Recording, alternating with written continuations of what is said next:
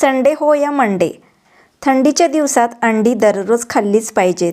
चला मग आज मी अंडा मसाला बनवते. सुरुवातीला अंडी शिजवून घेतली. शिजवताना त्यात थोडंसं मीठ घातलं, मसाला करून घेतला. मसाल्यामध्ये लसूण, जिरं, खोबरं, तीळ, कांदा, टोमॅटो, आलं याची पेस्ट केली आणि पातेल्यामध्ये तेल घालून ते सर्व मसाला छान असा परतून घेतला आणि अंड्याला थोड्याशा चिरा पाडून घेतल्या आणि अंडीसुद्धा त्यामध्ये भाजून घेतली छान अशी, त्यामुळे टेस्ट येते.